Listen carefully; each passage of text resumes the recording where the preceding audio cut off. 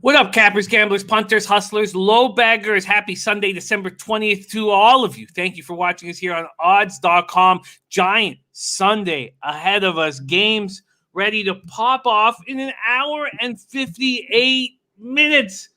Bebsy, how are you doing on this Sunday morning? Feeling good, Jimmy. Feeling good. Did not like that the Tunyon prop missed by a catch, but feel good about everything else. Feel good about today's action. Looking at some more props today that feel pretty sexy to me. So let's get on with it. Let's do this.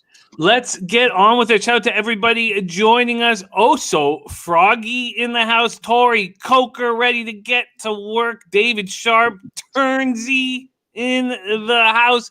Gerald Jones, Nutflush Allen, Antoine Seymour. We don't see enough Antoine Seymour these days. Looney Mills, John Schwartz, Lily Gunn, Benny Penny Bombs, Gregory Wilson. Dylan Turner says I would be careful with the Henry prop. Might be a letdown week. Titans sneak a win. I have to use the Titans in my survivor pool. Other two guys get to sit back with the Rams against the Jets.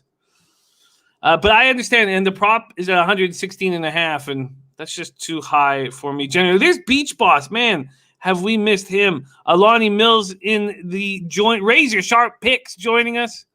What a great, great group. Thank you all so much for rolling with us. JT, Jake Kaiser, Nuke Worker. Another day, another dollar in the dungeon, coming to us live from Darlington Nuclear, not far from us. Bowmanville, Bebsy. Pat Berry, Jake Botello, Adrian Diaz, Bumbleclot, Medium Ugly, Kent Davies, North Ender, Dan Kelly, TB, Lamont Williams, Birdie, Gio Mercedes. Thank you guys so much for joining us. All right, we have a huge day ahead of us. Let's get to work. First off, Bebsy, you've started the week 2-1. You hit with the Bills first half -3.5. You hit with Singletary over 39.5 rush yards. And you hit with Tonyan over 3.5 receptions. Sorry, you missed with that. That was your miss. So you're 2-1. I lost with the Chargers, Raiders under 53, and then cash with the Panthers +8.5. So let's quickly review our action for today. So far, there'll be a lot of additions probably, but I've got Lions, Titans under 51.5, Falcons +6, Bears, Vikings under 47. I doubled up on the Jaguars.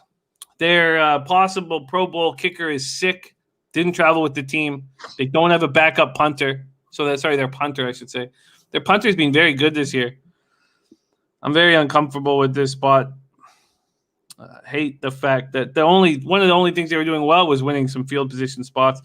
I'm also on the over 47.5. I think that's going to be a nice spot. Chiefs -3, Giants +4. That blew up in my face with Daniel Jones not getting healthier, but actually not in the lineup. And then we got the Steelers first half -6.5. Bebsy, a review of what you have left. You have Colts -7, Patriots, Dolphins under 42, Jaguars +14, Chiefs first half -2.5, Steelers first half -6.5. Any of those make you uncomfortable? Any of those you feel bullish with? I don't feel any discomfort with any of them. The closest thing is maybe the Indy, but it seems to have moved up, so I like that. No, feeling pretty good about it. Jackson, it's hard to, I don't know, it's Jacksonville. I'm laying money with Jacksonville. I can't feel great about that, but I just think it's too many points, so I still like that. I'm feeling good about today's action, baby. Yeah, and you're running hot. You are absolutely running hot right now, so let's just keep that going. Nutflush Allen joining us, as Kristen said it would not be Sunday morning without Jimmy in the morning in our house. I look forward to be there in person. Nutflush Allen. There's Maxwell Smart. I will be shooting college basketball with Maxwell Smart tonight. So for Monday's action, Rico Montana talking about see you good with basketball too. We're going to get money all year long from my guy Rico Montana. And yes, last 3 years, every single bet I've made, I put out publicly in NBA. And this past year was the first year I wasn't up double-digit units. I was just up 9 something. I missed it by less than a unit, double-digit units. So I love NBA. It's my favorite sport to cap. Really, really enjoyable. All right, Bebsy, let's get to work. Thank you guys so much for joining us.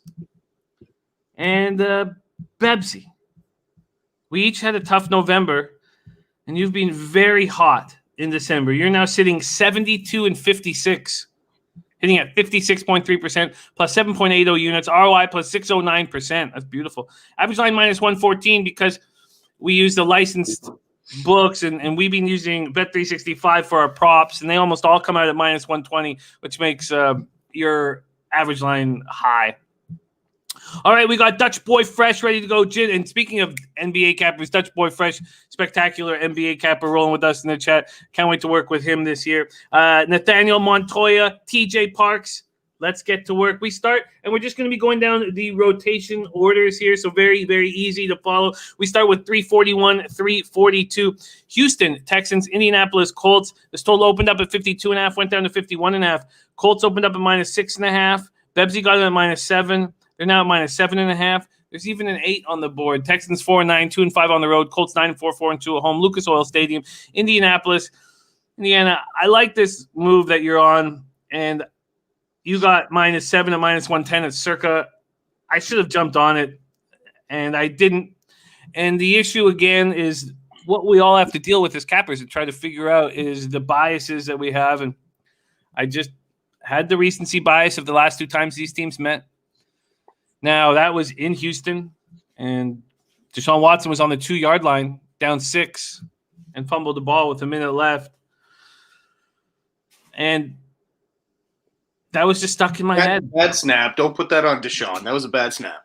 Yeah, no, I feel you. But that just stuck in my head, and that's a problem. David Sharp got the Watson rush prop at 27.5 this morning. That's a bet that Bebsy's been succeeding with.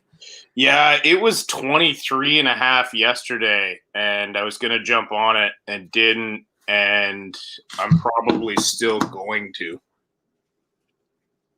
Wow. And we have David Johnson is out because he returned to practice this week and was expected to play. David Johnson out. I thank you that's from Mr. Funmonk. I thought that he was going to be in the lineup. Let's break this down. We'll start with the Texans coming off ugly 36-7 loss to Chicago. Run defense that had been much improved got destroyed. Bears ran for a season high 169 yards. So this is the second time in 3 weeks. As I said, these 2 division rivals have squared off. Deshaun Watson has 25 touchdown passes, 1 short of a single season career high. Too bad he has nobody to pass to. We'll get into that in a second. After giving up 5 sacks to the Colts, Chicago had 6 last week. This Houston Texans offensive line is not protecting Deshaun at all. Deshaun Watson's gone down 39 times, the 3rd most in the NFL, and each of the last 2 opponents have recorded a safety. Kiki Kute had a giant game against the Colts 2 weeks ago. Career best, 141 yards. I thought Johnson was going to be back. That's so bad. But it's just, this is a team that's running for a league low 86.2 yards per game. Not that Johnson's that good, but so Randall Cobb missed last 3 games with a toe injury. He's on injured reserve. It looks like he won't play again for the rest of the year. Brandon Cooks is expected to return today.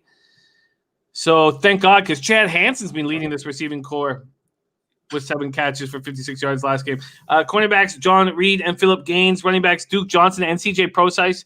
Guard Hihalte Forhold have been ruled out. So that means Duke Johnson, CJ Prosise, and David Johnson are out. Jesus. What? All the more reason to jump on this Watson rush prop. And what is it at now? It's at 28.5 now, so I kind of hate myself, but I'm still going to take it. Yeah, I can't do it. I can't do it. Let's just talk about the Colts before we lock you in there. By the way, quarterback Lonnie Johnson questionable with a knee injury for the Texans. Safety Justin Reed, defensive tackle Brandon Dunn have been put on injured reserve. Colts coming off 44-27 dismantling of the Raiders in Vegas. Indianapolis torched Las Vegas defense for 456 yards, average of 7.7 yards per play. Colts have won 2 straight, 4 of 6. Tied with Tennessee for the AFC South lead, but the Titans hold the tiebreaker. Indy also is tied with Cleveland for the top wildcard spot, but the Browns hold the tiebreaker. Rivers has thrown 4 interceptions, but 6 TD passes, including 4 straight games with at least 2 scores. T.Y. Hilton has 3 straight games with 80 yards receiving. Went for 110 last game. Texans have the league's 2nd worst run defense, which you would think that Jonathan Taylor will have a massive day. Last week, the Colts rushed for 212 yards. And the only reason why I'm hesitant to take that Jonathan Taylor rush prop is he's coming off a career day of 150 yards. And I don't like backing someone off a career day. Offensive tackle Anthony Costanzo, tight end Mo Alley Cox, and defensive tackle DeForest Buckner are all questionable. See, David Sharp says, I just read David Johnson expects to play today. Not that it means much. I thought he was out. That's more of a, let's go. Okay, so let's figure out if there's any additions here. First off, Denka's total's gone over in 6 of the Texans' last 8 games on the road. Total's gone over in 4 of the Colts' last 5 games on the road. All right, first let's lock you in with this prop. And is there anything you want to do in the sides or totals market? Well, I've got the Colts at -7 right now. I'm happy because you can't get that now. It's just -7.5. So content with that. Probably just going to leave it there. And then add the prop. I'm with you too on the Jonathan Taylor rush prop. I do believe that he will hit it again, but like you said, coming off that career day is tough to jump on it again. 74.5 too. When you went with Wayne Gallman after that career day, that was only at 55.5. This is 74.5. Watson over 28.5 rush yards at -120. I'm so angry that I've given up 5 yards on that, but I'm still gonna take it. David Sharp says, does Taylor get 15 rush attempts? If so, he hits that easy. Lonnie Mill says, doesn't matter if Johnson's out, they can't run the ball anyways. Dutch Boy Fresh says Colts will run it some mo. See, I was actually thinking that. I mean, I think the Texans aren't going to score a lot of points today. I think that under 20.5 team total is appealing. Yeah, I think this team struggles. They are finally mathematically eliminated. I understand that it's, you can play spoiler against a divisional opponent, but the Colts are surging. Yeah, there's some injuries, but they're all listed as questionable. There's no major players out, and I believe all those questionable guys will be ready to go. So, I mean, a big part of me thinks that the Colts are just going to smash today, but let's just say I'm happy to have the 7 and not the 7.5. Yeah. I mean, if I think that the Texans are going to score under 20.5, you have to think that I'm not going to take it after that key number that you got, the 7 that I don't have at 7.5. Yeah, Slats, I'm still on the Titans, even though Stafford is on the Titans for Survivor. I didn't bet them on the spread or anything. I'm going to preface this by saying I'm not going to do it, but the Jonathan Taylor, Nyheim Hines duo rush prop, as I've cashed all but once when I've done this. Yeah. Nyheim Hines is only at 24.5. So I believe he hits that. And if he doesn't, it means Jonathan Taylor's having a huge game. So if you double up on that, one bet's protecting the other. And I do believe there's still a strong chance both of those hit against, again, a bad rush defense that played a couple of good weeks. But yeah, and I'm 4-0, so 8-0 because they double up spots with that, taking both running backs here. I'm a little concerned about Nyheim Hines just because he's so good out of the backfield as a receiver that there are certain games where he just does very, very little running. But I could understand taking them both. I'm not going to here. No, I'm not going to either. That's why I prefaced that with. But I believe that is a very. I think that would happen. I like you said, Nyheim Hines catches a lot out of the backfield. But I don't know. Also, I kind of expect the Colts up rolling in this one and, them just pounding the rock. So, yeah, no, that all. Vitalis says Colin Coward just said they're going to release info why he's backing off his Washington football pick. Yeah, I mean, I just Haskins because I've fallen in love with Logan Thomas. Virginia Tech's quarterback from 2011, 2013 as a tight end, but I can't make a movie. Nutflush says, sounds like a Colts first half. That is good thinking, Nutflush. Let's just see what that would be. we're dealing with there. Minus four. And that hasn't moved. I mean, it's moved 5 cents. Yenny Toon in the house. Great to see you, Yenny. Okay, I'm going to move on to two spots here. I'm going to take the Texans team total under 20.5. And I am going to take the Colts first half.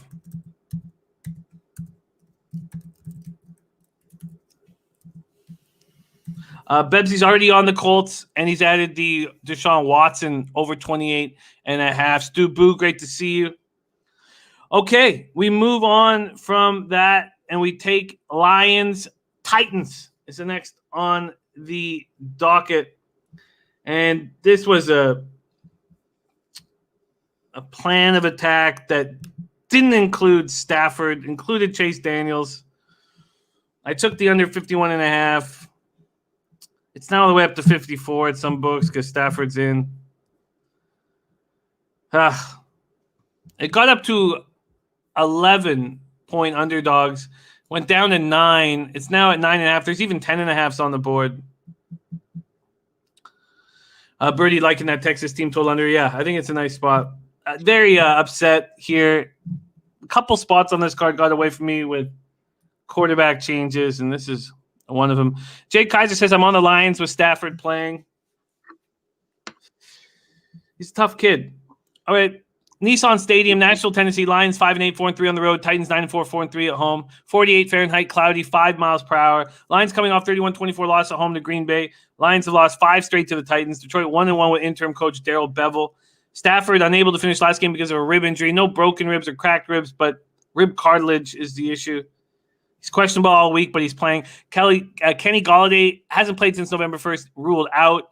TJ Hawkinson leads the Lions with 58 catches for 657 yards, 6 TDs. He's so good.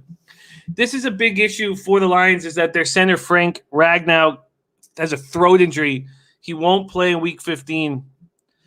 Only 6 teams have allowed more sacks than Detroit with 37, and now they don't have their center. I saw fractured throat was the injury report, which I don't even know what the hell that is. I don't know how you fracture your throat and you're not dead, but that's a crazy injury. Sorry, didn't want to cut you off. Just really needed to address fractured throat. Fractured throat. Paco Healy says, how many times has this Lions team backdoor to cover? Got to take the points, especially at 10 or 10.5. Cornerback Jeff Okudah, number 3 pick in the draft, season-ending surgery to repair a groin injury. Deshaun Hand, defensive end, put on injury reserve. Offensive tackle Tyrell Crosby. Cornerback Darryl Roberts have been ruled out. And then defensive tackle John Pennicini is listed as questionable. Titans coming off 31-10 win over the Jaguars. 4 straight game with at least 400 yards and at least 30 points. Something this franchise has never done before. They've scored at least 30 points in 8 games this season. They're tied with Green Bay for the fewest turnovers with 9 through 13 games. And that's tied. So Green Bay and Tennessee are tied. And that was before. I don't know if that was before last night's game with that Green Bay stat. But that's tied for the 3rd fewest through 13 games since 1960, which shocked me. Titans, Tannehill, season high 79.2% of his passes last week. 131.3 passing rating. Career high 28 touchdowns this season. 20 touchdowns with 2 picks and a 115 passer rating at home. It's rolling. Derrick Henry, we talked enough about him last week, but ran for a season high 215 yards. He's a monster. First in NFL history for 4 career games with at least 200 yards rushing, 2 or more TD runs. 5th player in NFL history with at least 175 yards rushing, 2 or more rushing TDs in 3 games in a single season. Leads the NFL with 1,532 yards. A.J. Brown rolling. Another 100-yard game, 112 yards on 7 catches. Corey Davis has at least 70 yards receiving 3 of his past 4 games. Titans are last in the NFL in sacks with 14. So that's the only hope that maybe this injury to Frank Ragnow won't hurt them too badly. And safety Kenny Vaccaro is sick. It's not COVID, but he's questionable. Cornerback Adoree Jackson, knee injury. A guard, Roger Saffold, listed as questionable. Wide receivers Khalif Raymond and Cody Hollister are on the COVID list. Mark Nicholson says Lions will keep it close to cover. Titans not going to blow out people in back-to-back weeks. Slats45 says Hawkinson over 4.5 catches is a must-play. TJ Hawkinson seems like the only thing I really want to move on. Dylan Turner says Lions cover, and I'm a Titans fan. Anything for you here, Bebsy? I like that look from Slats, to be honest with you. I might tail that prop bet 4.5. He's becoming more and more of a favorite target, and he hasn't gone under 4 in the last 3 games. So, yeah, his last 4 games have been 4 catches, 5, 7, and 6. So it's not a lot of wiggle room there, but I do like that play, especially with Stafford and the ribs. You know he's going to be trying to get that ball out quick, so he avoids hits. It's minus I one. I want to take the Stafford under passing yards because I'm not sure he finishes this game. And then again, it's not like the Titans have a ton of pressure. Yeah, that's the problem. They get very little pressure, but no center, so I can understand that. I'd prefer taking the Hawkinson over 53.5 yards at minus 120. I like the over 4.5 receptions. It's just that minus 140 is just too much juice. So I'm going to Paco Healy wondering if you started pounding the IPAs yet. Pepsi? This morning, no. The last 2 weeks, oh, yeah. Over 53.5 passing yards is what I'm going to move on with Hawkinson. Or receiving yards, excuse me. Okay, so there we go. David Sharp brought up a duo bet with Derrick Henry and Jeremy McNichols. McNichols is at plus money right now at 19.5 rush yards. So that's, I don't know, that feels kind of appealing. Oh, let's take a look at that. Plus 110, yeah. And Henry's rush yards have gone up 5 yards in the last hour and a half from 116.5 to 121.5. And you know what? Maybe I shouldn't bother with, you know what? Maybe I shouldn't take this Hawkinson prop. What happens if we lose Stafford? What happens if Stafford gets hurt and doesn't, and then Chase Daniel's in there and I need a few more receptions? You know what? I'm not gonna. I can't trust the lines for any offensive anything. Okay, so you guys know I already am on that under and upsetting that I am. You know what? As much as I think Derrick Henry is gonna smash this prop, I'm not gonna touch it because I don't want to touch 121. But I am gonna add the McNichols prop here, partly because it's a good price, but also because I see him getting a decent amount of carries today. I will lock this in. And just a heads up, Jake Kaiser's on that Mostert over 54 yards. Keep that in mind for when we get to the Niners game. Oh, it's already written down on my page here. Let's lock it down here for Bebsy. We're going to take he is going to take the Jeremy McNichols over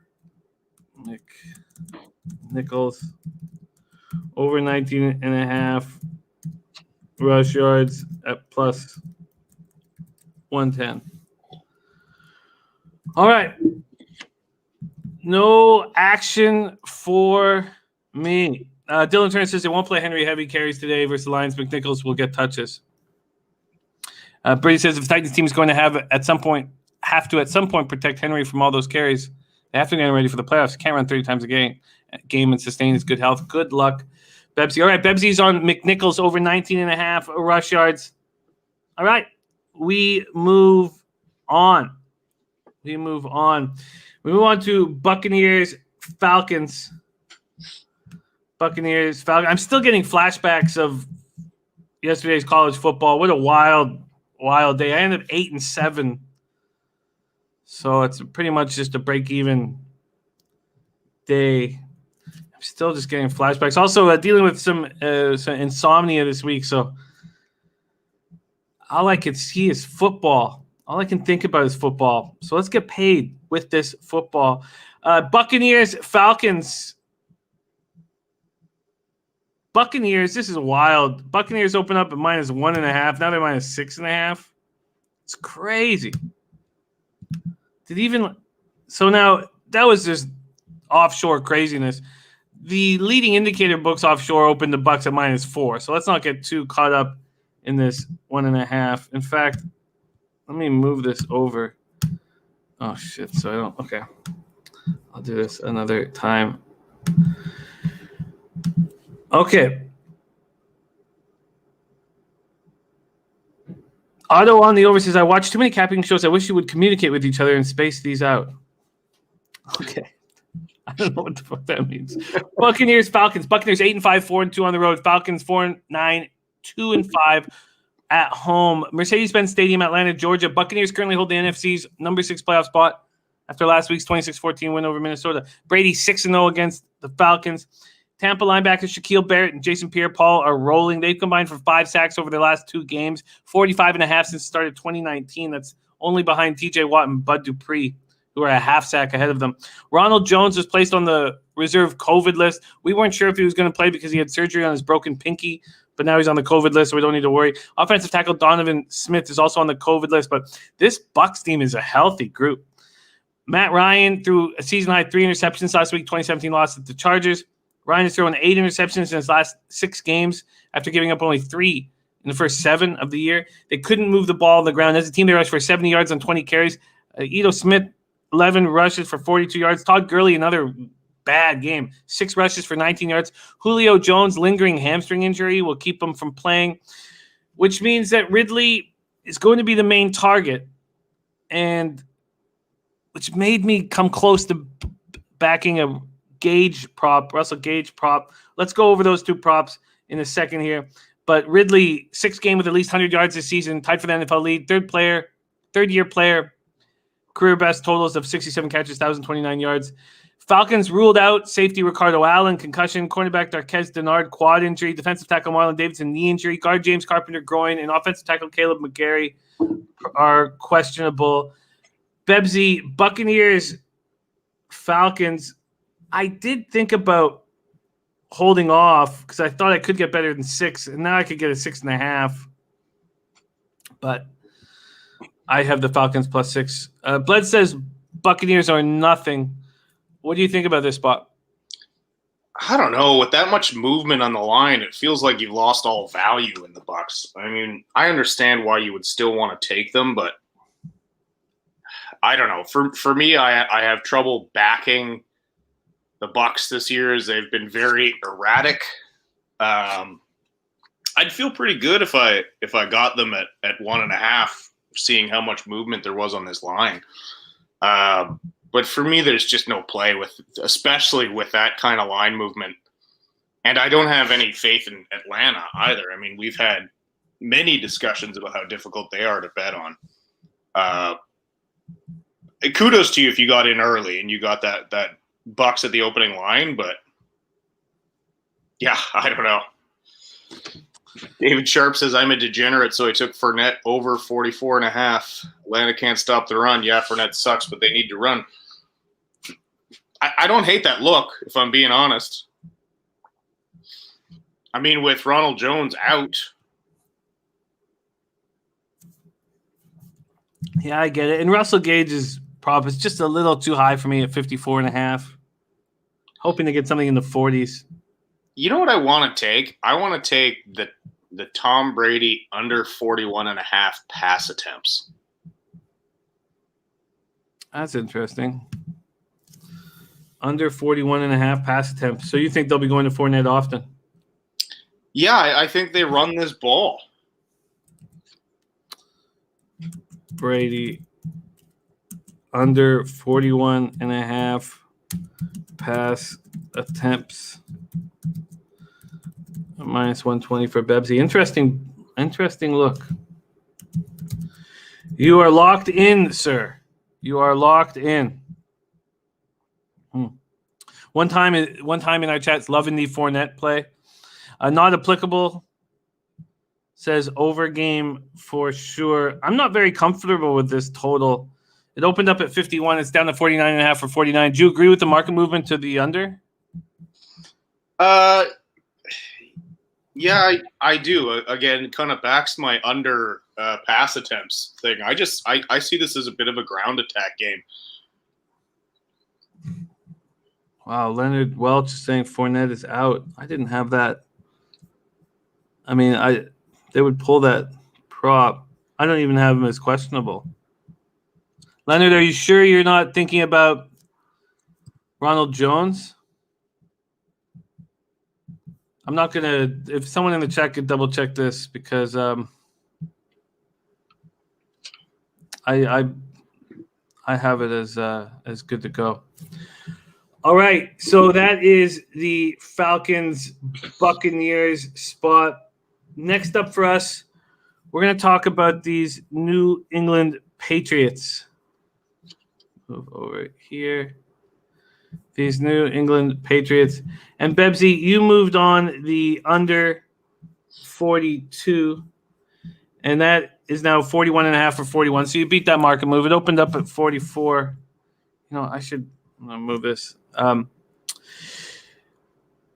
Miami also opened up at -3. Now that's down to -1 or -1.5. Money coming in on these Patriots.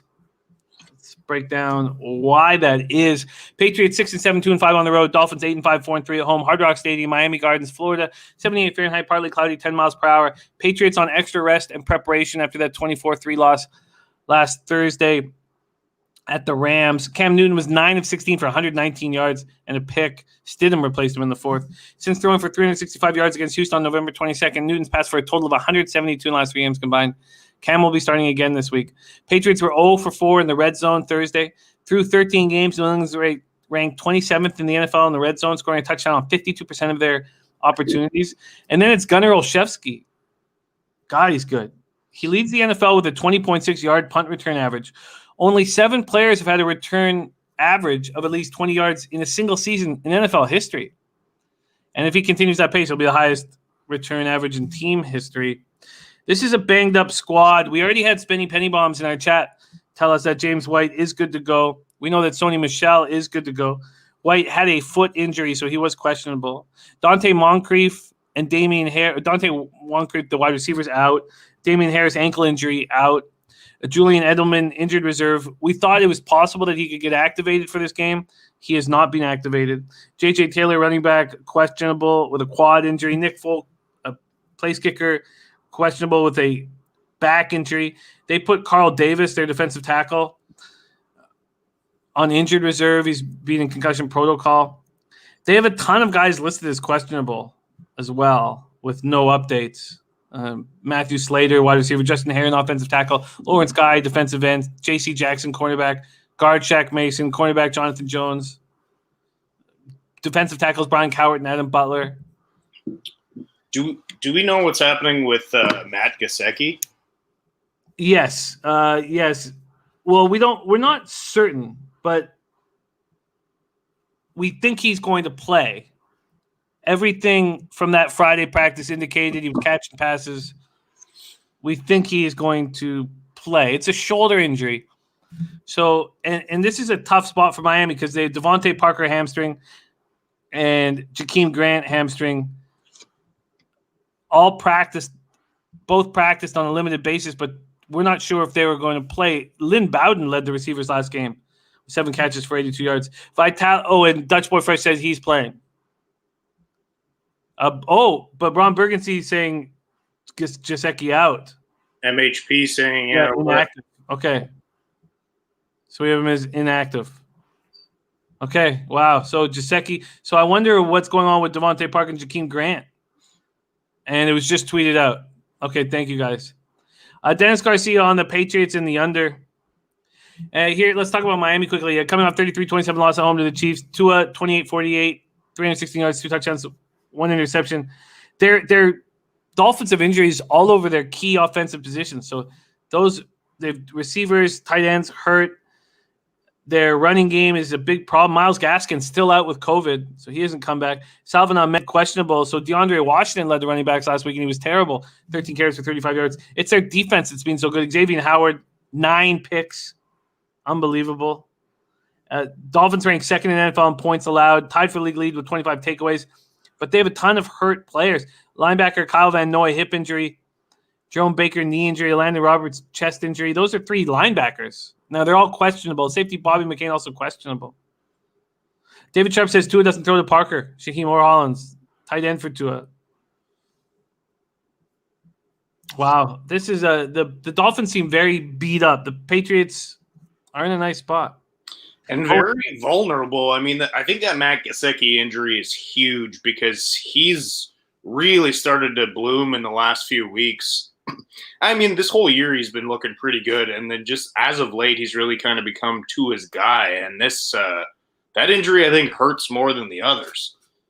Yes, their defense is healthy. That's why I think the under. I'm very happy with this under play right now. I'm happy I got it, but I'm almost ready to jump on New England here. Understandably so. So. I like that you got in on the under when you did, even though it's only moved a half point or a point. It makes me uncomfortable taking it at 41, but maybe I should just pull the trigger there. So are you going to pull the trigger on the Patriots? I want to justify it with Belichick versus rookie QBs. Sure. But I just feel like this is Miami is such a better football team than the Patriots right now. But with their injuries and Tua versus Belichick, I really want to jump on New England. Cam Newton is throwing for 172 yards in his last 3 games combined. That's insane. It's crazy. How is that man a starting quarterback in the NFL right now? I can completely understand why you guys want the Patriots in the under. It feels to me like at this point it's Patriots under or no bet.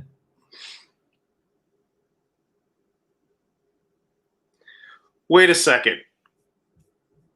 Cam Newton's passing yards prop is 164.5 right now. He's barely gotten that 3 games in a row now. He's playing an extremely good defense. I'm taking that prop and the under. All right. 164.5 under minus 120, Cam Newton's passing props. Yeah, no, I get it. My only concern is that after 3 games in a row, it's that whole idea of late to the party, early for the funeral. Yeah, I understand that, but is this the game he turns it around against Miami? But throwing for 180 yards wouldn't be considered turning it around. I still like it. It's just I have this. I just when I feel like I've kind of missed the spot. No, I get exactly what you're saying, and that does make me a little bit nervous. But no, I like it. I think it's a good bet. Under 164 pass yards at minus 120 for Bebsy. Bebsy is smashing props of late, continuing to do that. North Ender says, got to go with my Finns. Huge game. Arthur Meade Jr. giving his final score, Patriots 20, Dolphins 17. Dan Kelly says you can get Cam over a half interception at minus 120. Ashley Waite says Dolphins all day for him. And we got Die Hard MMA podcast in the house. Great to see you, Clint. It's Zach the GOAT says, I have a feeling Cam Newton turns it around. If not, his job is done for. I'm riding Pat's money line. Vitalis says, also look at the prop that Newton throws an interception. And North Ender says Cam's only going to throw 11 times. Hard to find a pick in there. All right. I like it, Bebsy. I like it. Fuck the bookies. UFC says Miami always plays Patriot stuff. They do. For show 94. It's on Dolphins solo under. Paco Healer says total Pat spot. Spending penny bombs. Belichick 19-5 versus rookie quarterbacks. And Dolphins have a few players out. Brooklyn Funk Project on Miami. Okay, I'm not moving. Okay, let's move on to the next spot here. And it is a very interesting game with Seattle, Washington. And I had planned on doing some different things in this game, but I can't do anything with any kind of prop or anything with Washington or even trust Washington with Haskins at the helm. I can't do it. It's like it's become a Seattle or no play, and the markets followed suit. I mean, this opened at -3. It's now -6.5 or -7. -7 at plus money. Wow. That's a huge move. And this Washington team is rolling. This total opened up at 43.5, moved to 44. FedEx Field, Landover, Maryland. Seattle Seahawks 9-4, 3-3 on the road. At Washington 6-7, 3-3 at home. Seahawks coming off 43 home beatdown of the lowly Jets. Seattle's averaging 30.2 points per game, third in the NFL. Washington 22.1. Seattle's red zone offense second best at 74.5%. Washington's red zone defense tied for second best at 50%. Seattle's defense giving up 294.8 yards passing, most in the NFL. But can Haskins take advantage of that? Seahawks running back Chris Carson and Carlos Hyde combined for 142 yards rushing last week versus the Jets.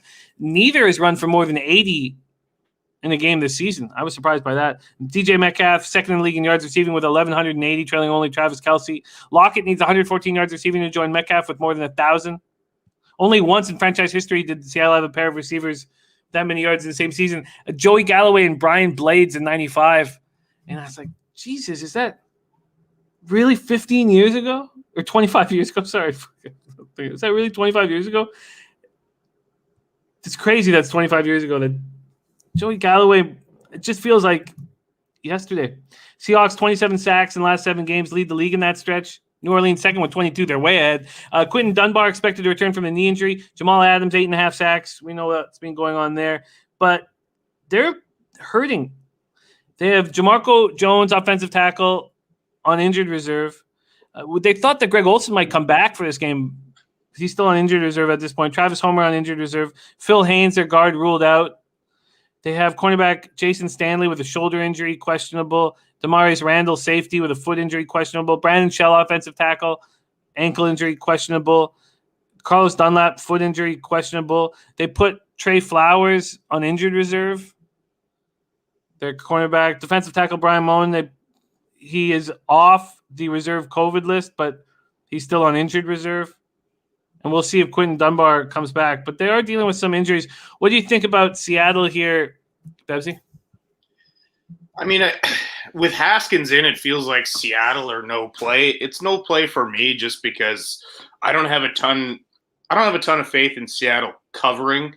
Even against weak teams, it seems so often that they come down to the wire, which makes me almost want to take Washington. If Alex Smith is playing, you know a lot more about the game. Haskins is so incredibly unpredictable. So I'm with you, Jimmy. It's hard to lay anything with this game now with the unpredictability of Haskins because I don't think he's terrible. I don't think he's as bad as people say he is. I don't think he's good by any means. And, again, a guy bragging about his stats after a loss, that would piss me off as a head coach too. So I understand why Rivera doesn't like him. But yeah, I can't get behind anything in this game, to be honest with you. I'm even looking at I'm scouring the props for a look that I really like. And I don't think I have one. I really don't. God, is Haskins this bad? Because Washington's a good football team. Let's talk about Washington because I'm even close to making a move at Washington +7 here. Washington coming off a big 23-15 win over the Niners. They won 4 straight, take over first place in the NFC East. We know there's no Smith. We know we're dealing with Haskins. Chase Young leads rookies with 5.5 sacks. Last week, he was everything that we imagined he could possibly be. Sack, forced fumble, 47-yard fumble return for a TD. That was all in the first half. Antonio Gibson, toe injury. Linebacker Cole Holcomb, concussion, ruled out. And I already talked about Logan Thomas. God, I like him so much. Started at quarterback Virginia Tech 2011, 2013. He's among 3 NFC tight ends with at least 45 catches and at least 5 receiving TDs. Terry McLaurin, who's been so good this year, has only caught 2 passes in each of the past 2 games with no scores. And then safety, DeChaser Everett's been put on injured reserve. Linebackers Kevin Pierre-Louis, ankle injury, and running back Lamar Miller are listed as out. Brian Watson, thank you for that very kind Christmas sentimental. Nathaniel Montoya says Washington's front 7 versus Seattle, terrible offensive line is good enough reason to want to take Washington +7. I want to take Washington +7. Do you think that's crazy with Haskins? Because it just, and I don't even know if my book might be hanging the plus 6.5 and not the 7. It just feels like too many points. Is Haskins that bad, Rob? Oh, I just said I don't think he is that bad. I just don't think he's very good.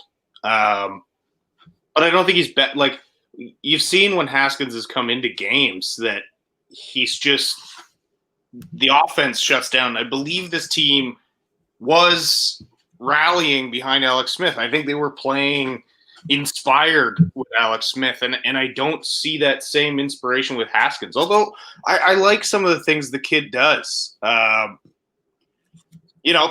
Running over the sidelines and picking up Alex Smith when he got tackled out of bounds. It's just a good look from a guy who's been benched in favor. So I get that look, and I agree the points is too many.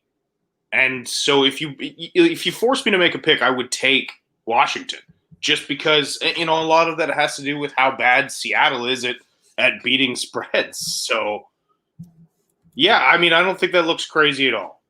It's moved to 6 at Bet365.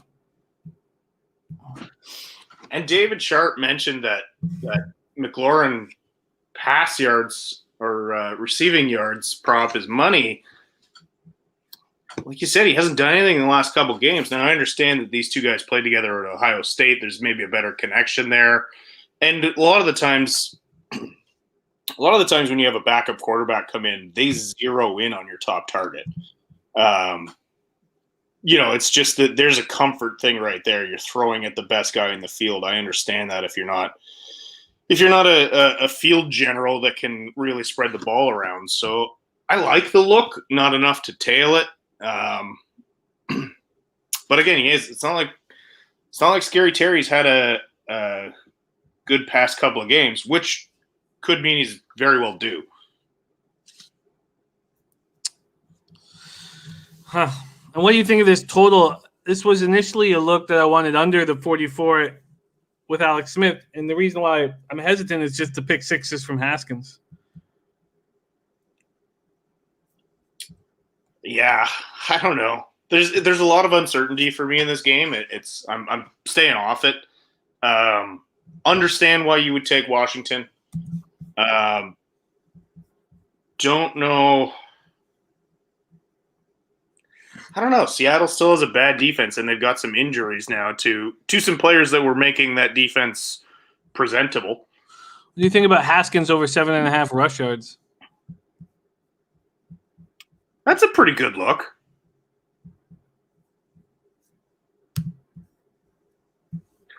I don't mind that. I don't mind that look as a cheeky little rush prop.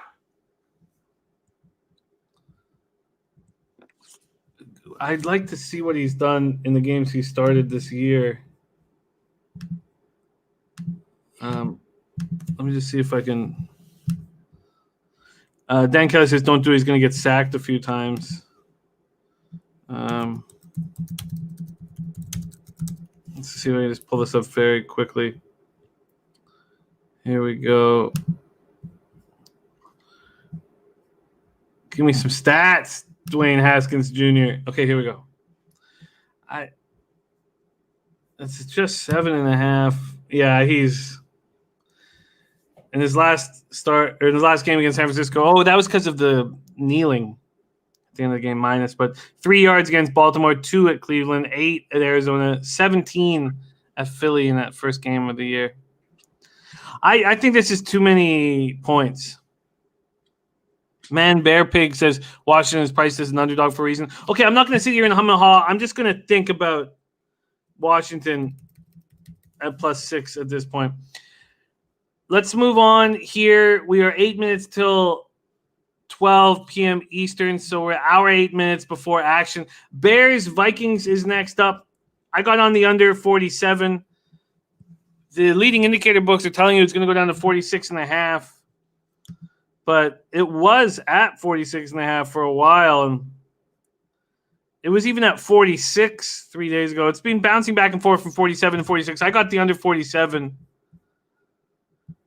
And then we have Minnesota 2.5 or 3 point favorites And this was much bigger at times at some books. But 3.5 at the more astute ones. Okay, Bears, Vikings. Bears 6-7, 3-3 on the road. Vikings 6-7, 3-4 at home. U.S. Bank Stadium, Minneapolis, Minnesota. Bears snapped their 6-game losing streak with the easy 36-7 home win over the Titans. Allen Robinson, 9 catches for 123 yards. Chicago sacked Deshaun Watson 7 times, including a safety by Khalil Mack. And Khalil Mack is questionable, but they expect him to play, but he's banged up. The Bears got 7 sacks last week, looking like the old Bears defense. This Bears defense right now is only 16th in the league in sacks per pass attempt. In 3 games since returning, Chicago starting quarterback, Trubisky's looked pretty good. 67.3% of his passes, 7 touchdowns, 2 picks, and 100 passer rating. Bears have averaged 30.3 points over the past 3 games. Their offensive line's much better. Sam Mustipher was inserted at center. Cody Whitehair moved to left guard. Alex Bars, Jeremy Ifedi, right guard, right tackle. Cairo Santos made 18 straight field goals. When's the last time you saw a Bears kicker kick 18 straight field goals? Cornerback Jalen Johnson out for week 15. Slot cornerback Buster Screen, concussion, already ruled out. Safety Dion Bush, foot. Johnson, safety Dion Bush, foot injury, was unable to practice this week. Intex says wise guy money on the Bears. Chicago has value as a road divisional dog and short road dog +6 or less. Brady says I'm on the Bears and Bears money line. Bears are figuring out how to run the football finally. He also took the under on Cook in rush yards. Jimmy Graham was listed as questionable. It was looking like he wasn't going to play, which meant that Kmet was probably going to have a big game. Jimmy Graham is going to be in the lineup. Before we get into the Vikings, what do you think about these Bears, Bebsy? Do you think they have any value here? We've missed that 3. The 3 is gone. It's 2.5 now. But do you like them at all? To be honest with you, I've looked at this game a bunch this week. I flip-flop on who I like. I agree. I'm not sure who was saying it, that the Bears are seemingly at least getting it together in the run game. And this is that kind of leads into my play in this game, which is I'm going to take the David Montgomery rush prop because he is starting to become their feature back. They are now honestly, I think Trubisky's play has gone up because they're just starting to figure out, hey, let's run David Montgomery, and then we'll use that as the basis for our offense, and then Mitchell just don't do too much. And I think he's playing better because of it. And I think Montgomery's getting some momentum going in the run game, and his rush prop is still fairly low. It's 62.5. I really like that look, especially against a Vikings defense that, we've talked about the players they're missing all over the place. In particular, both of their very talented linebackers in Kendricks and Barr are out. So I think this is a nice look for Montgomery.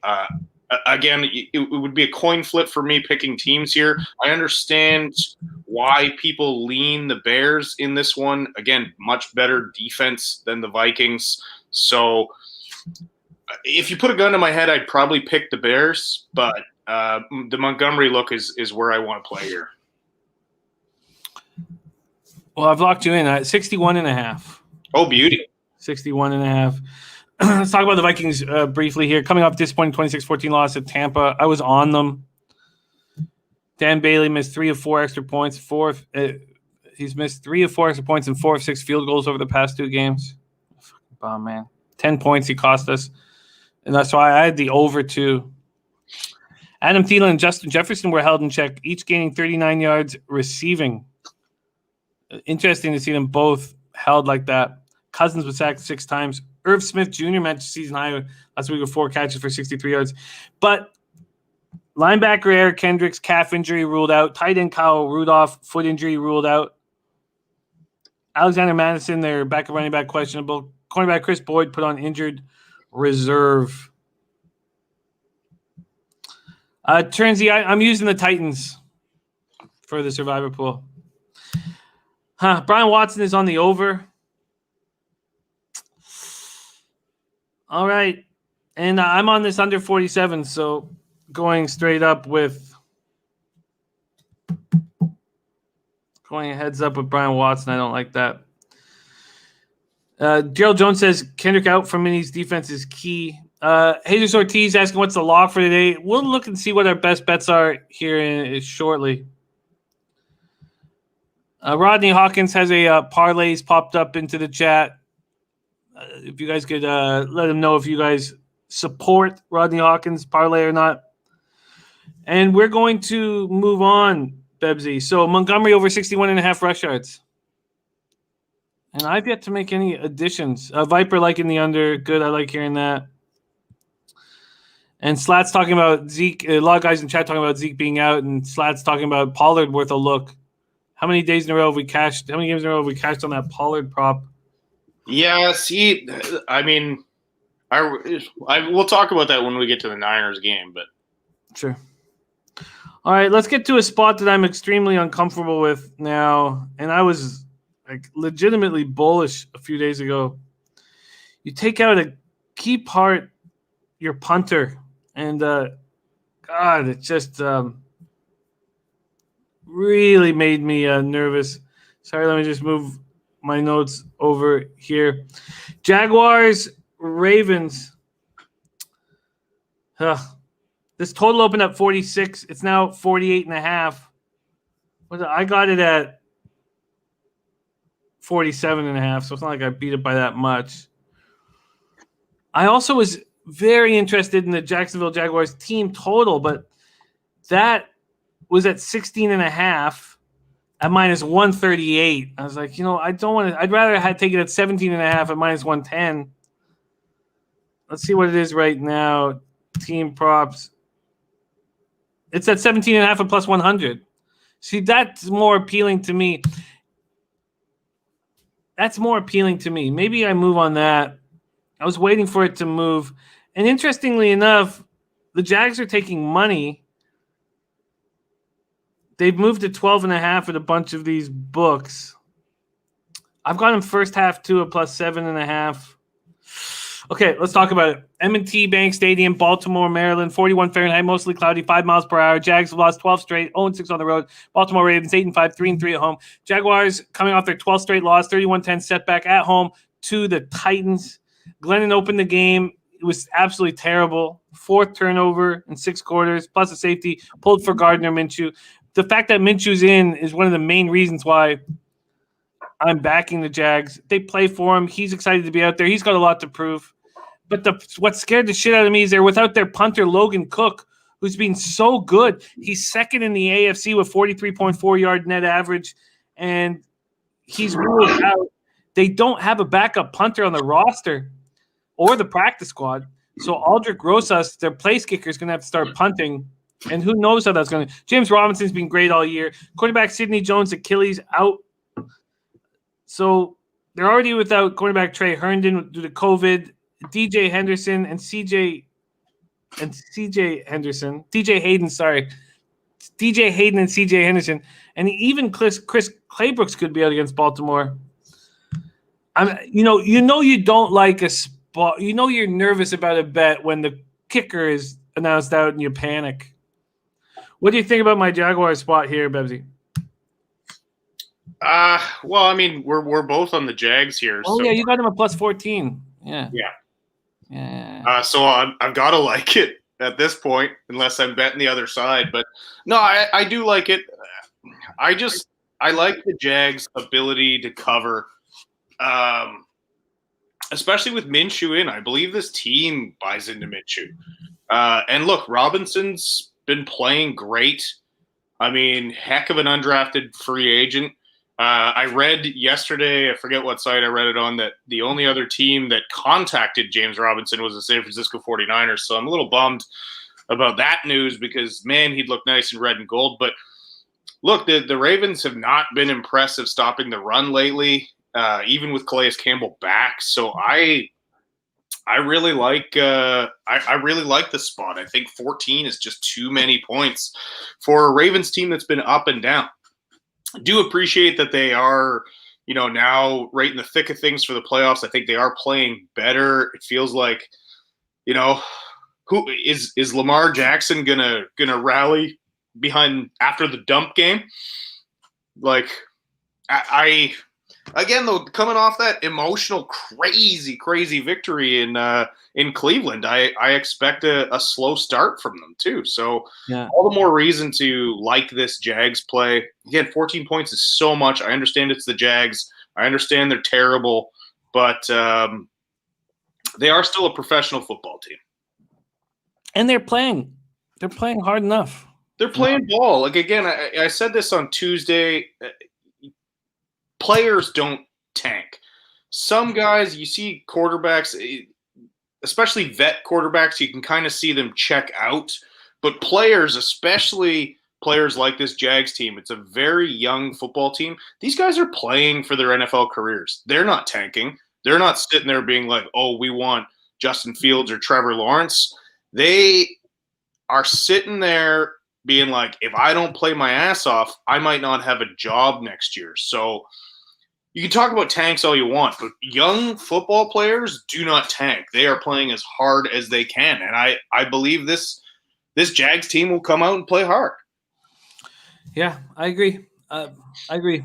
There was many key points that made me so bullish about this in midweek, and you nailed it with the Ravens coming off the game of the year, of which they win. They're also, been trying to come off of COVID. They have injury problems throughout, and I get Minshew back with so much to prove. We have Lamar Jackson leading the NFL with 6.3 yards per carry average. He's 10th in the league with 793 yards rushing. Baltimore is the only team in the NFL with 3 players over 500 rush yards: Jackson, Gus Edwards, and J.K. Dobbins. Calais Campbell and Yannick Ngakoue, they both, starred for Jacksonville. And so I wonder if they're going to have any extra anger or animosity. But this is a team with so many questionable injuries. So many. Yannick Ngakoue kind of left in an ugly fashion, so maybe. But Calais Campbell's not gonna. He's not playing with a chip on the shoulder. Also, it's not like the Jags are a dominant team that screwed these guys over. No, I hear you. Absolutely. Nice play there, Turnsy, getting 30.5 before they took it down. Yeah, because I looked at that prop. It's gone. Oh, beautiful, Turnsy. God, and we've been how many? This is what are we? 3 weeks in a row we cashed on Pollard last 3 weeks. Yeah. So this is the injury report now. So we've been told that Campbell is out. Sorry. Just reading, Campbell is out. Calais Campbell, well, he's questionable. So now he's out. That's great news for us. Jimmy Smith out, cornerback. Their cornerbacks are beat up. Tremont Williams, questionable with a thigh injury. Marcus Peters, questionable. And we've been told from the chat that he's out. Then you have Anthony Everett, questionable. And they put Terrell Bonds on injured reserve a couple days ago. You have Devontae Harris, questionable, another cornerback. I mean, look, those were all just cornerbacks. Anthony Levine Sr., questionable at safety, but he could easily play here. But look at that. Secondary is just destroyed. So with all that being said, why am I not on Minshew pass yards over? What are we looking at here? 238 and a half. I thought it was 232, but maybe it's gone up. And Ingram is scratched also. Wow. What do you think of 238 and a half? With all these injuries. I don't hate it. Say what? I don't hate it. I just feel like he's going to be airing the ball out. And if he's airing the ball out, let's just take a look at what the receiving props are. So Shark is at 46.5. Keelan Cole, 34.5. Tyler Eifert, 24.5. Colin Johnson, 14.5. James O'Shaughnessy, 14.5. James Robinson, 24.5. Chanot, 30.5. I mean, if you count those up, that only equals about 180. Yeah, you got to figure, though, one of those guys has to have a night. I don't hate, like, a lot of people might laugh at me for saying this. I don't hate the Jags talent players, like they're skill position players. DJ Shark's a good football player. Chenault, I think, is going to be a stud. He's got to clean up his route running a bit, but that guy runs hard with the ball in his hands. And look, James Robinson is balling out as an undrafted rookie. So I don't hate their skill position players. Their defense is weak. Their quarterback play is inconsistent. Their O-line's not great, but there's some weapons on this team. Yeah. God, I'm already all over this game. Okay, I'm making 2 moves here on top. So I'm gonna have 4. But God, this is just God. I just feel my palms just glistening and leaking. Look at that shine. Okay, I'm gonna move on the team total over 17.5 at plus 100. I did not want the minus 138. I'm not gonna sit here with a team total with the Jags at minus 138. I'd rather take a point more and get the plus 100. And then I'm going to take Minshew. Jeez, this game's going to just... I think that shark prop has some value with Minshew in the game. I really do. Yeah, I mean, you know what? I'm not going to make... I don't want to sit here... Like, if I'm going to add a couple player props to a game that I'm going, at this point, to have $800 invested on, I can't. If I do add those props, I'll make them for $50 or something like that, and I won't make them official here. I just can't sit here with too much money on this game. It's just scaring the shit out of me talking about it. That's fair. But I can understand you guys moving on it. Oh Jesus, it's going up as we speak. You know what? The more and more I think of this shark with Gardner Minshew in. DJ Shark over 46.5. Lock it in. Jesus. So as we've been talking, Minshew just went up to 240.5. If this gets too much higher by the time I go to bet it in about 35 minutes, I'm not going to bet it. So, and the plays that I make official on the show are the ones that I bet. I tweet them out after I bet them. So that'll be the only way that. God, it's just going up as we speak. I swore I saw 232.5, then 238.5, and 240.5, but I can't guarantee that it was 232.5 as dealing with insomnia. Okay, Shark for Bebsy. What was it, over 46.5? Yeah. Going up as we speak. Okay. Adam V said I just bet Minshew over 1.5 TD passes. Oh, and so did Dan Kelly. Nice plus line. Okay, we move on. Niners, Cowboys is next up, and we have a lot to talk about in this game. Niners, Cowboys. First off, Bebsy, this Niners injury report, I prefer almost hearing it from you. I will kind of state what we know, but Niners 5-8, 4-2 on the road at the Cowboys. My only look was going to be Brandon Ayuk, but I wanted to talk about AT&T Stadium, Arlington, Texas. Niners coming off ugly 23-15 loss to Washington, Arizona. They've lost 5 of their past 6. 3 turnovers destroyed them. Nick Mullins has the 3rd most yards passing through a quarterback's first 15 games with 4,186. But 12 turnovers, an interception and a fumble return for touchdowns last week. Multiple turnovers. Niners have multiple turnovers in 7 straight games. That's the second longest streak in the past 8 years by any team. Deebo Samuel going to be out a while with that hamstring injury. Ayuk caught 10 balls for 119 yards last week. 5 straight games with at least 5 catches, 75 yards. That's the second most for a rookie, Bebsy, since the merger. San Francisco's allowing opponents to convert 36.3% of third downs, 4th best in the NFL. And then, we know that Kittle's trying to get in the lineup. You can tell us if there's a chance that he could be activated. Jimmy G is not going to be activated before week 16 at least. Charlie Warner, reserved COVID.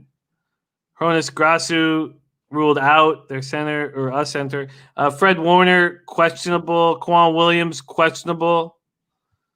Ben Garland, injured reserve. Colton McKivitz, reserve COVID. Manuel Mosley, questionable. Ben Garland, injured reserve. Is there any talk to us about the injury report, and was that close to what's happening? Well, there's 0 chance that George Kittle is playing, 0 chance that Jimmy Garoppolo is playing. I think Fred Warner will play, I don't think they've made an announcement on it yet, but I'm pretty sure he's going to play. But added to the inactive list late was Jason Verrett, which hurts big time because he's been fantastic for them. He's out with an illness. They're saying it's not COVID, but if you're coughing or have any symptoms or whatever, you're automatically deemed out. So it's that's gonna hurt, especially with both Mosley and K'Wan Williams still being questionable. So that secondary, if all three of those guys are out, I have no idea who's going to play. So yeah, that really complicates this game because I don't know who's going to play in the secondary. Dante Johnson is a nightmare back there, but he seems to keep getting into plays or games because of injuries. So, okay, Mosley and Quan are active. That's reassuring. That's actually a decent-looking secondary as long as they can continue to stay healthy throughout the game. But yeah, I mean, look, the Ayuk rush or pass props it's very much in play because when Nick Mullins is in, he stares at his top target. If Kittle's in, Kittle gets all the passes.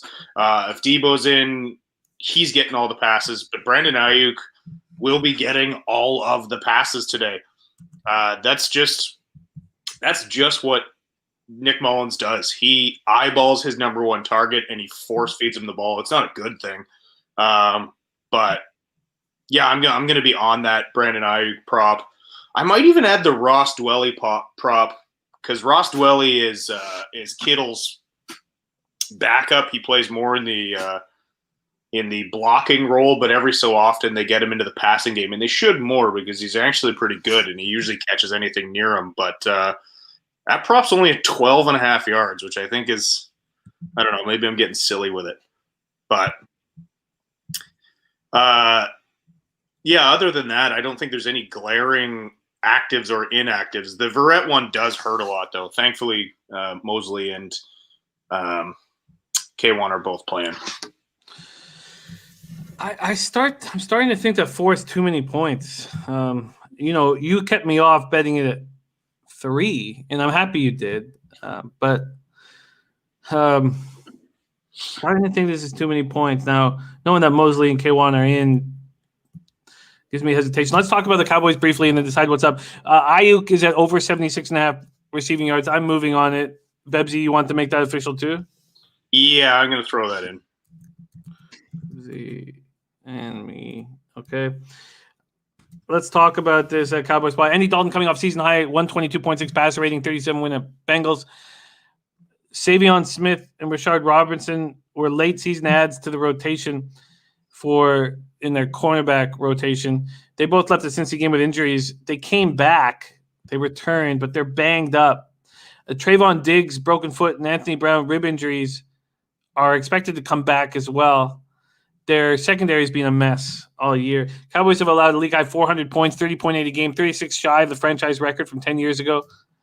The 7 points allowed against Cincinnati were the fewest since week 3 of last year. And then Alden Smith going up against his old team. The Niners drafted him 7th overall in 2011. He set an NFL record with 33.5 sacks in his first 2 years, but it's just a roller coaster ride mess off the field. And he's been quite good this year. 5 sacks after not playing for 4 seasons. Zeke out. Safety Xavier Woods, quarterback Cameron Irving listed as questionable. Linebacker Justin March and quarterback Deontay Burton were put on injured reserve. All right, Bebsy, this total at 45.5, and Niners either 3.5 or 4-point favorites. Anything other than Ayuk? Do you want to take that? Well, I'm going to add the Niners duo of Wilson and Mostert again. A lot of that having to do with the fact that, look, if one's not hitting it, the other one will. And again, a chance of both of them hitting it. I think they really are starting to develop a good 1-2 punch with these guys. So it's 56.5 for Mostert and 45.5 for Wilson. Okay.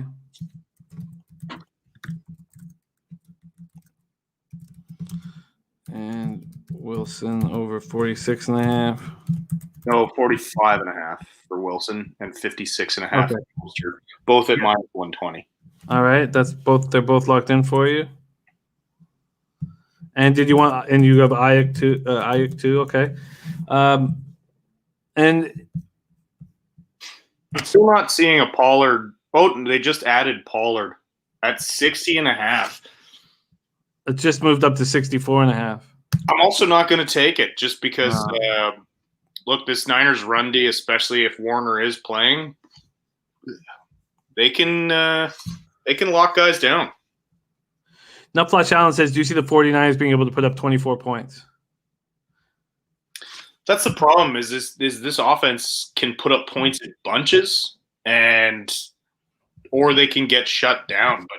But the Niners still, this organization still hates the Cowboys from the 80s and 90s. And so, yeah, I don't think they're going to lay down in this game, even though they're pretty much out. They're not mathematically out, but they're out. And to be honest with you, as a Niners fan at this point, I can never root for them to lose. But when they lose, I'm kind of like, it's a better draft pick. But yeah, I do think they can get that point total.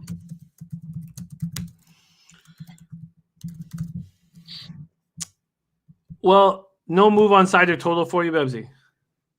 What's that? No move on side or total? No, I can't. They've just been so unpredictable with injuries and everything this year. It's, we could be 2 series into the game and with key players out again. That just seems to be the way it's been going. It's very frustrating for me to bet on anything with them except for props.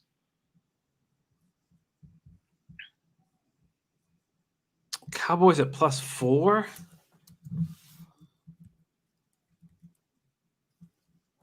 Just seems like too many points with this beat up Niner squad.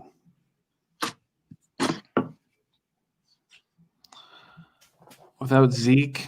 Zeke's been bad anyways. All right, I'm going to sit and think about the Cowboys +4. All right, Jesus, we will be getting to bets soon. We're 40 minutes away from games, but we're almost done. So let's just speed it up a little bit. We have Jets-Rams, SoFi Stadium, Inglewood, California. Jets 0-13 on the season. 17 or 17.5 point dogs. This total sitting at 44.5. Jets coming off 43 beatdown delivered by the Seahawks in Seattle. Managed just 20 yards of offense. Never ran a play in Seattle's half of the field in the second half. Darnold just 14-26, 132 yards. NFL's best defense faces the NFL's worst offense. Rams are also best in the league in passing defense, and Jets are last in passing offense. Jets do get Denzel Mims back. They cut Sergio Castillo after he missed 3 field goals last week. Claimed Chase McLaughlin off waivers.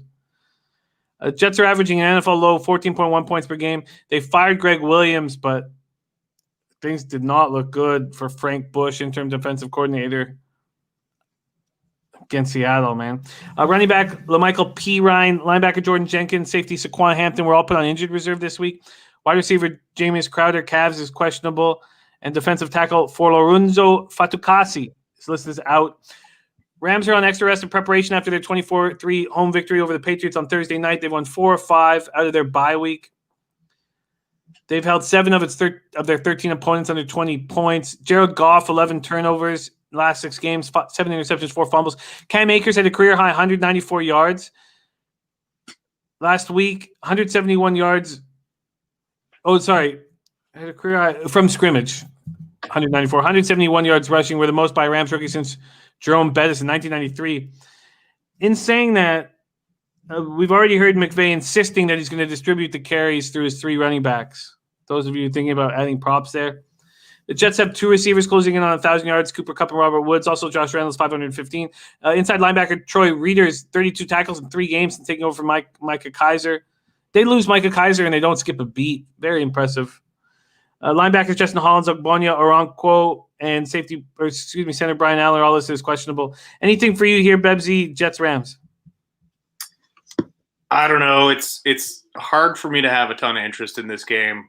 Minus 17 is so many points, yet it is not at all unreasonable.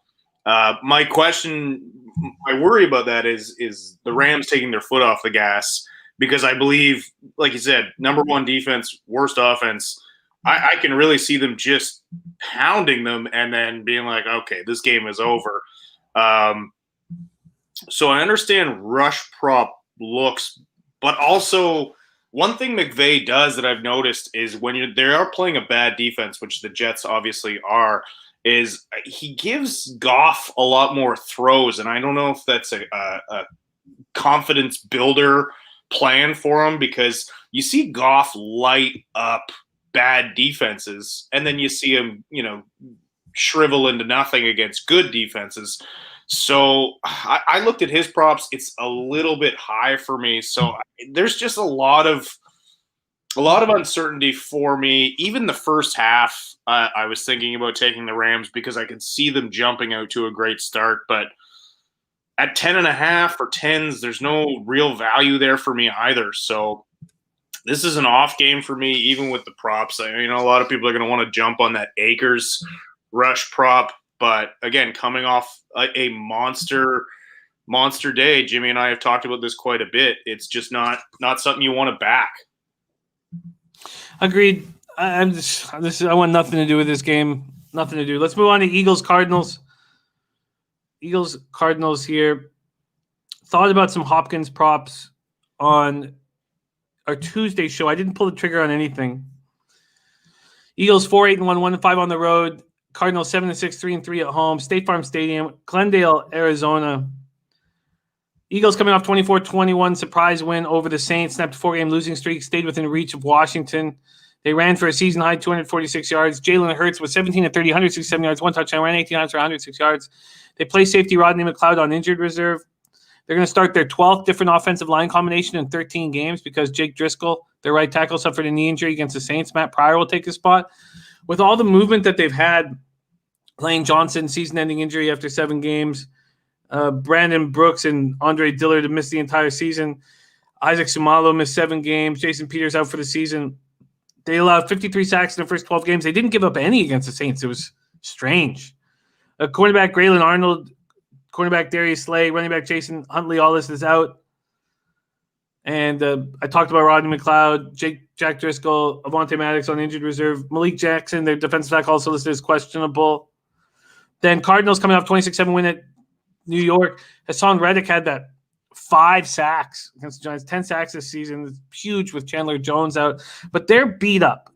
Chase Edmonds, questionable with the ankle injury. He plans to play. The running back. Defensive end, Jordan Phillips, injured reserve. Lamont Gaylord, their center, out.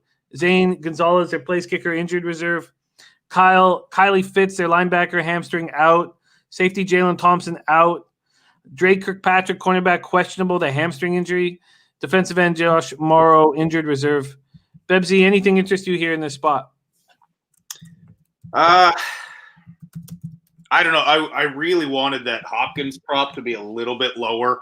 What's it at? It's at 86.5, which again I think is very doable because Darius Slay is out. And is this Jalen Hurts has a good game last week. And it's probably why this line is as close as it is, because Arizona throughout the entire year has been a much better team. But look, I think that front 7 can still give Murray fits, but I also think Hopkins can light up this Hopkins and Murray can light up this battered secondary. I mean, Darius Slay is a fantastic corner, so losing him is crushing. So free play, I would take Arizona, and that's saying something because I have not been high on Arizona all year. But I think the fact that they're coming off this game against the Saints that has everybody talking about Jalen Hurts, I just don't see that happening again. Like, are we under the impression that this team just didn't like Carson Wentz because these same players played a lot better without him? So I don't know. I talk about this every time we have a new quarterback that we don't really know anything about. It makes me weary betting one way or the other because, again, it's just an unknown. And I don't know about you guys, but I don't like putting my money on something unless it's at least a very educated guess, and I can't make an educated guess here. Yeah, 6.5-point favorites. That seems right. Total's gone from 48.5 to 49.5. Possible letdown spot after Jalen's great start. So it really comes down to just two prop bets that are on the table if you want to make them. One being DeAndre Hopkins receiving yards at 85.5, which is high, man. Or rush yards for Jalen Hurts after that giant game. And even that just makes me uncomfortable talking about it at 59.5. Look, David Sharp said this in the chat here, and I agree with him that Kyler Murray will stare at DeAndre Hopkins if he's got the upper hand, which he will with Slay out. He really does zero in on his top target. That's something I think Murray's going to need to improve on if he's going to make that take that next step as a starting quarterback. But so I think even at 86.5, which is high, that's very much in play. We've talked about this all year. I'm a coward. I can't jump on it, but I like that David's playing that. I think it hits for him. I can't also jump on it. Yeah, both are just a little too high for me to be comfortable betting. Let's move on to the marquee game on the card. Just 3 games left, and then we'll get the best bets. Chiefs, New Orleans, and we still have 31 minutes, so don't worry. We'll get the best bets with at least 18, 17 minutes to go before kickoff. Chiefs, Saints. Chiefs open up at -4. Then they move to -3. I'm on them at -3, but with the Drew Brees announcement, you can now get them at a nicer line. Plus 105 for the Chiefs at -3. That's nice. That's nice. Nice spot. Mercedes-Benz Superdome, New Orleans, Louisiana. Chiefs 12-1, 7-0 on the road at the Saints, 10-3, 5-1 at home. Make sure that, okay, we're good there. Sorry, just yelling at this mic, just making sure my mic is working and not using the computer. But this total opened up at 51.5. It's now at 53.5. Chiefs coming off 33-27 win at Miami. Set a team record with their 10th road win in a row. Tight end Travis Kelce is, I mean, what else can you say about him? He's just so good. He's going to obliterate records during this last few games of the season if he stays healthy. He needs 128 yards receiving to break George Kittle's record for a tight end, 177. He could become the first tight end in league history to lead the NFL in yards receiving. Offensive tackle Mike Remmers, linebacker Damian Wilson, running back Darwin Thompson are all listed as out. Offensive tackle Eric Fisher is questionable, but this is a very healthy Chiefs team that just rolls comfortably. Then we have the Saints team coming off the surprise 24-21 loss at Philly. Drew Brees will be active after missing 4 games with fractured rib and collapsed lung. He'll be without Michael Thomas, who has had a rough year after Offensive Player of the Year last year, ruled out with an ankle injury. He'll be replaced as number 1 guy by Emmanuel Sanders, and then Traquan Smith will be in a nice spot. And then it's Alvin Kamara time. So without Thomas earlier this year, Alvin Kamara was getting targeted 9.7 times a game. That's 27.1% target share from weeks 2 to 8. And then he has Brees back, and this is after him getting no love. No love from Taysom. And now you have to wonder if he goes wild. And let's just see what we're dealing with here quickly. Kamara, 53.5 receiving yards. And let's see what the receiving receptions is. 53.5. Yeah, I just want to see where it's 6.5 receptions.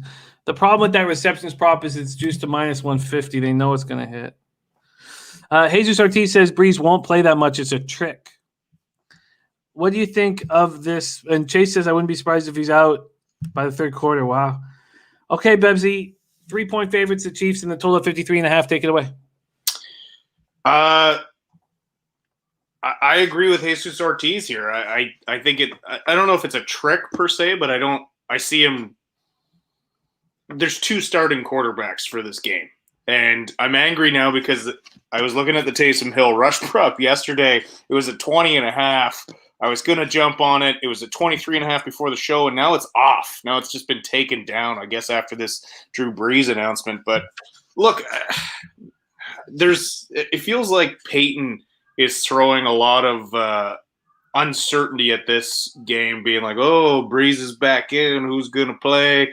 I think, there's value in some Kamara props with him back, but again, we don't know who's going to be starting in this game. At the end of the day, the Chiefs want to win this game. The Chiefs want to make a statement, and I just believe top to bottom they're a healthier, better team right now. So to me, put your cash on the Chiefs. Back the team that is better. That's a tough loss to take on the chin that the Saints took last week against Philly. You want to say bounce back, but this is an awfully difficult spot to bounce back in. So I'm comfortable with the Chiefs play that I have on the board here. And I'm probably not going to add anything to it, to be honest with you. I was really eyeballing that Taysom prop. It's off the board now, so it's gone. Jimmy, I agree with you. I think if Breeze is in, we're going to see some more Kamara. He's been quiet. But to me, I'm just not going to add more for the sake of adding it. Yeah, I understand. And you're right. There's too many question marks to make a move on the Kamara. Probably certainly not going to take the 6.5 minus 150. It's a ridiculous juice there. But what if all of a sudden Taysom is? Yeah, there's too many question marks here. I'm on the Chiefs full game -3. Bebsy's on the Chiefs first half -2.5. The only thing that I do want to add, and we should move on, but Birdie says there's a non-conference game, potential Super Bowl matchup. I don't see either team showing much. Very vanilla from both sides. Just stay away from this one. I agree it's going to be very vanilla from both sides. Does that make you want to slip an under through here? 53.5 is high. 53.5 is high, but I also I don't know if I agree with that sentiment from Birdie. I just don't know. Look, both of these teams still want their number one seed. Both of these teams want to make a statement and prove that they can do that. If anything, I could see the Chiefs laying off over showing their cards. But both of these coaches have just an absolute giant bag of tricks that they can pull out in any game. You're not going to see anything overly crazy, but they're both, high-powered football teams, and I don't see either one of them laying off the gas, especially with home field advantage on the line. All right, just the Chiefs for me and Bebsy here. Dan Kelly, Drew Brees over a half interception at +120. Okay, we move on to the Sunday Nighter. Browns, Giants, 5-8. 2-4 at home are the Giants. Browns 9-4, 4-2 away. MetLife Stadium, East Rutherford, New Jersey, 38 Fahrenheit, mostly cloudy, 2 miles per hour. We're going to start with the Browns coming off the game of the year in the 47-42 loss at home to the Ravens. Mayfield 28-47 for 343 yards, 2 touchdowns. David Njoku is questionable week 15. Wyatt Teller, calf injury, won't play. Cornerbacks Denzel Ward, calf. Kevin Johnson, groin. Austin Hooper, neck. Wide receiver Kadero Hodge, hamstring. They're all questionable, but Stefanski seems to think they will. He's optimistic that they will all be playing. Then we have the Giants coming off ugly 26-7 home loss to the Cardinals. DJ looked awful, going 11 for 21, 127 yards, 0 touchdowns, 0 interceptions. Hamstring, ankle, questionable to play, and Colt McCoy will be getting his second start in 3 games. And then we have Jason Garrett testing positive for COVID-19, so he won't be on the sidelines. Freddie Kitchens, the tight end coach, who was fired as the Browns head coach after an awful season, will call the plays for New York against his former team. The offensive line looked terrible last week. McCoy was Jones and McCoy. So Jones 6 times, McCoy twice, was sacked 8 times. Offense held the season lows of 159 total yards, 7 points. New York had a streak of rushing for at least 100 yards, snapped at 7. I'm in a bad spot here. I thought that Daniel Jones would be better and play better. And I thought it was a letdown spot for the Browns. It still may be, but God, what a mistake I made getting in on the Giants at +4. They're now +6.5. This total's gone from 45 to 44.5. Bebsy, take it away here. The Sunday Nighter, Browns Giants. Yeah, I agree. I think it's a difficult spot for the Giants. I think Colt McCoy is the better option here right now, obviously with Daniel Jones looked terrible last week, and I think a lot of that had to do with him not being fully healthy. But I think Colt McCoy is a better option here. So if anything, I think that helps your play. However, I don't know. I don't know how it's news. Jason Garrett to Freddie Kitchens. I mean, I think Freddie Kitchens might have some more tricks up his sleeve than the total vanilla offense that Jason Garrett likes to run everywhere he goes. I don't know. I don't hate your play. Like, I don't think it's dead. This is two football teams that I find often very difficult to back. The Browns because of the Browns, the Giants because they're just not good. Yes, they're looking at possibly winning that division, but I certainly don't think that means they're a good football team. So I don't hate your play, Jimmy. I don't think it's dead. I know you're a little bit frustrated with it. I still, obviously, getting more points is better, but I think the Giants can upset here, especially with the Browns coming off the game that they just came off of.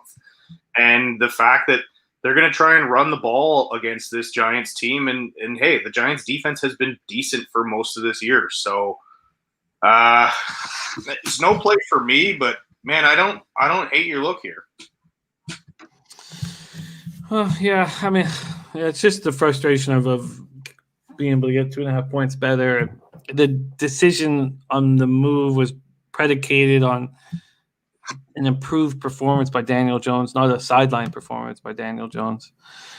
This total at 44.5, Bebsy, it feels like an under spot. I initially wanted the over at 43.5 on Tuesday, but that was, again, with different quarterbacks. I feel like the under is going to be in play here tonight, Bebsy. What do you think? Agree with you. I think this will be a run-first game for both teams, and therefore I think it ends up being a bit of a slog. Again, I'm going to go ahead and move on it. Especially because of the game the Browns are coming off of. Mm-hmm. I think I like Coach Stefanski. I think he's done a great job with them, and I think he's well aware that they can't just come out firing after that last game. They're going to have to pound the rock in this one. So, yeah, I think the under is very much in play as well. I'm going to move on it. Under 44.5, minus 110. All right, let's get to the Monday nighter. Last game on the card, then we'll do best bets. Steelers, Bengals. Bebsy and I already moved on the Steelers first half at minus 6.5, and it was our favorite look on the board. We were certain it wasn't going to be here, and it's moved to 7.5, and that's a huge, huge number. They're getting that extra point of being under the touchdown threshold. Now it's over it, so I think we're in a great spot here. Lost Bebsy shortly. I think he will be back out there. He's back in action. I really feel like we're in great shape here.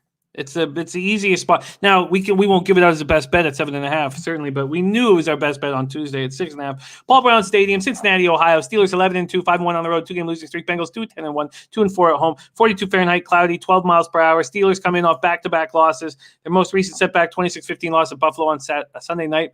Held to under 20 points in 3 straight games. Big Ben, 21-37 for 187 yards, 2 TDs, 2 interceptions. The return of James Conner and Marquise Pouncey has done nothing to help this running game. Conner ran 18 yards for 10 carries. He's listed as questionable with a quad injury. Pittsburgh's top 50 yards rushing just twice over its past 7 games, 47 yards rushing total in that loss to the Bills. Guard Kevin Dotson is out. When you look at the injury report, you're like, wow, this is a healthy group, but then you forget. We don't forget, obviously, but Spillane, Dupree, Devin Bush done for the year. It's a banged-up team, but not a lot of smaller injuries, I guess you could say. Then we move on to these Bengals squad sitting as 14-point dogs. This total's gone from 41.5 to 40. Cincinnati's lost 5 straight, 3 of them since Joe Burrow hurt on November 22nd. Brandon Allen started the past 3 games, suffered a knee injury against the Cowboys, didn't practice Thursday. Ryan Finley will be getting the start. He's looked bad. Bengals coming off an ugly 37 loss at home to the Cowboys, fumbled the ball away on the first 3 drives.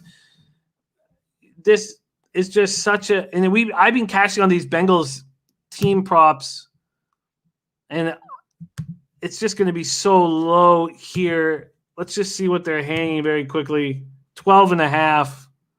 Just 12.5, man. Very, very low. Maybe a first half team prop under, maybe. Brady says Steelers are a great play here, first quarter and second quarter. Beach Boss says -6.5 first half. Hope you bet a lot. I didn't bet any extra than I do for any bet. Just $200. So not applicable says stay away game for him. Bebsy, take it away. Monday nighter, Steelers Bengals. Well, again, I very much like our first half look, regardless of the fact that it's 7.5. But yeah, I think there's a vulnerability in taking them full game again. I've got Pittsburgh at 6.5 for the first. We both do, yeah. But yeah, I think full game has some vulnerability with the Steelers taking their foot off the gas. But this Steelers football team is coming off back-to-back losses after being undefeated for the season. So I think they see this as a get-right spot against a weak opponent. I think they come out hammering and then, let up. So first half, first quarter, I agree with Birdie. That's a nice look if you want to add that. I'm not going to. But to me, get-right spot for them. Doesn't matter that it's a divisional opponent because right now, without Joe Burrow, without a lot of pieces, a despondent, sad-looking Cincinnati team isn't an opponent. Like this should just be an absolute drubbing.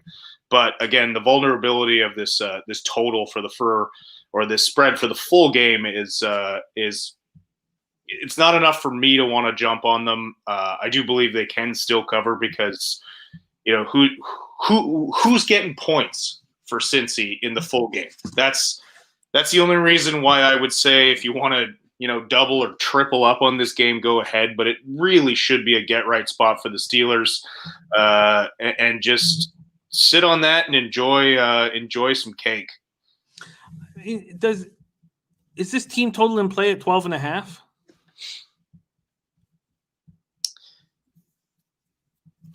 Yeah, maybe. Again, it's not. It would feel to me like adding bets for the sake of adding bets in it. So I'm not going to, but I get it. God, it just feels like it's on play. This is an angry Steelers squad. And this is a Big Ben who's not going to make mistakes. He's going to know, don't make any mistakes. Okay, Jesus Ortiz saying 15 minutes. Let's get best bets in. I'm going to add this 12.5 -110. It's juice to the over. I'm going to add it. It's moved to 13.5 at other books. It just, how are the Bengals going to put up any points against this angry Steelers squad? I don't know. Okay, let's get to best bets time. It's 15 minutes to go. Again, our best bet on the Tuesday show, not available anymore. That's Steelers first half -6.5. All right, Bebsy, best bet time. Take it away. With what the odds are right now. With what the odds are right now. I think KC first half 2.5. I still love that bet. It's up to 3 right now. So not so. I guess that doesn't count. But I love my McNichols 19.5 rush prop because I do believe he'll get some more touches with them thinking about smartly resting Henry a little bit for the playoffs. So yeah, that's where I'm sitting with that. Everybody in the chat, drop the best bets in the chat. I'd love to hear them. I like that the Chiefs -3 is +105 quite a bit. I'd like that +105 beside it. But for me, in best bet time, God, you know what? I'm gonna tail David Sharp's McLaurin bet here too as well. I had a question mark beside it this whole show, and I'm gonna add it. All right, let's grab it for you. I got 66.5 at -120 on Bet365 right now. I'm starting to like this at the numbers right now, which makes it a little more difficult. And we have all the best bets coming in from the guys in the chat. Wow, Netflix got it -1. I really like that +105 beside the Chiefs when you can deal with a spot with no juice. Jay Kaiser liking best bet Mostert over 54.5 yards rushing. I really like this under 44.5 now in Browns Giants. But best bet time. You know what? I know it's risky, but I'd like that +105 beside the Chiefs at -3. So I'm going to say that right now. Die Hard MMA going Vikings -3. Okay, sorry, you're adding the McLaren prop for Washington? Yes, I got it at 66.5 minus 120 at bet 365. All right, let's do a quick review, and then I've got to make some bets of my own here. I am going to move on to Cowboys +4. And I am going to move on Washington +6 for my additions. Okay, McLaren. It's Terry, right? Yeah. T. McLaren over. That was 66.5? Yes, sir. Receiving yards minus 120. Okay, let's quickly do a review. Here. So I added the Texans team total under 20.5. Colts first half -4. Bebsy added the Watson over 28.5 rush yards. Before I do that, just a reminder, I'm on Detroit, Tennessee under 51.5. That moved up to 53.5 or 54. Falcons +6. Chicago, Minnesota under 47. Doubled up on the Jaguars first half full game and the triple up over 47.5, and then quadrupled up. God, I didn't realize that this is now. Jeez, I have 5 bets on this game. I forgot I was on the over too, because I have the team total over 17.5 and Minshew props. Oh my God, my whole day's wrapped around Jacksonville. Chiefs -3, Giants +4, Steelers first half -6.5. Bebsy's on Colts -7, New England, Miami under 42, Jaguars +14, Chiefs first half -2.5, Steelers first half -6.5. So then he adds the Watson prop. I had the team total under and the Colts -4, and then Bebsy adds the McNichols over 19.5 rush yards at +110. Brady under 41.5 pass attempts at -120. He adds Cam Newton under 164.5 passing yards at -120. I added Washington +6. He added McLaren over 66.5 receiving yards. He added Montgomery over 61.5 rush yards. I'm already on under 47 in that game. And then he added Shark over 46.5 receiving yards. Then I added Cowboys +4, and we both added the Ayuk over 76.5 receiving yards. Jets, Rams, we are off. Eagles, Cardinals, we are off. He's on Chiefs first half, I'm on Chiefs full game. I just added the under 44.5 in Giants, Browns. And I added the team total under 12.5 in the Bengals. That is everything. Thank you guys so much, all of you in the chat. Thank you for your support, your insights, your humor, just giving us so much energy. It means so much to us. Dutch Boy Fresh, Chase Warwick, Not Applicable, Jimmy on a Prayer. Sounds like a good song. Oh, no, enough of us just sweating buckets for you. This is too much money wrapped up in the Jags game, but I'm just not going to panic right now because we got 10 minutes. Right it, Jimmy. You're good, buddy. Love you guys so much. Lily Gunn, Top Set, for Show 94, Lonnie Mills, Chase Warwick, Birdie, Jesus Ortiz, JT, Kirk Gray, Joseph Browning, Dutch Boy Fresh, Nutflush Allen, the whole Allen family, Dan Kelly. Owen saying over 1.5 passing touchdowns +145. It's gone down 5 cents. Is his favorite play. I love that plus beside it, Dan. So good at lowering vig. So good at that. Such a pro. Bebsy, can you put a bow on this show? I got to get some bets in. Guys, go get your bets in now. It's 10 minutes to game time. Much love to everyone in the chat. You guys make this show. Let's get paid.